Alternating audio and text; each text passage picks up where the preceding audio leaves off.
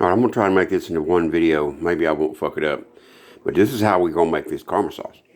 Okay, this is about 2 cups of heavy cream, warmed up. It doesn't need to be straight from the refrigerator when it hits this hot caramel sauce. 2 cups there. I've got right at 3 cups of sugar, about a half a cup, 3/4 cup of water, just enough water so that you've got a syrup, simple syrup going right here. You don't want no clumps of sugar stuck when it comes to a boil. The water acts as a buffer. I'm going to try and pause this, make this one long video. And once this gets closer to the temperature, I'm going to show you the process. It's not hard. Heavy cream. Now, we may test the limits of this pan. This shit's going to boil up and maybe overload this pan. I hope not. And a simple little non-contact thermometer is all you need to make this caramel sauce. And pretty good. I spent some money on that. But I'm going to pause this. And once this gets hot, I'm going to prop this camera up and show you what this looks like. Well, I'm not going to be able to turn the camera around and, well, let's see if we can do it this way.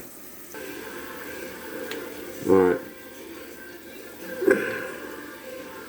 It's going to be, well, let's see. About 220, 230 until the water boils all the way off. Then you'll start to see that temperature start to rise. Alright, the water's boiled off.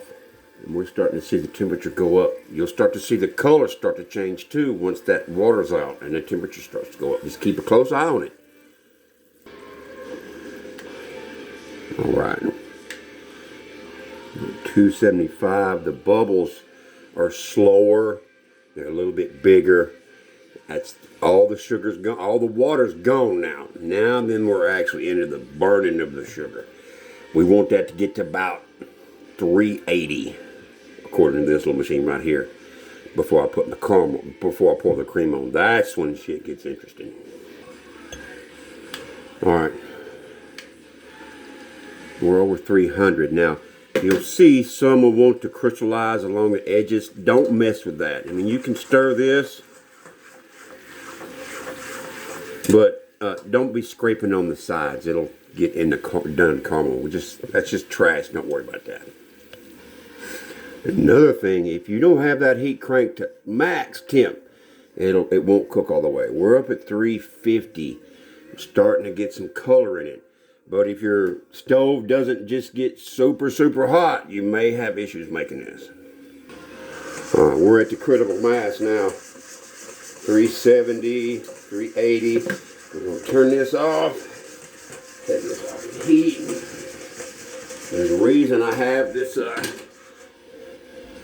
glove on. This is the fun part. Pour that in there. Just out the way.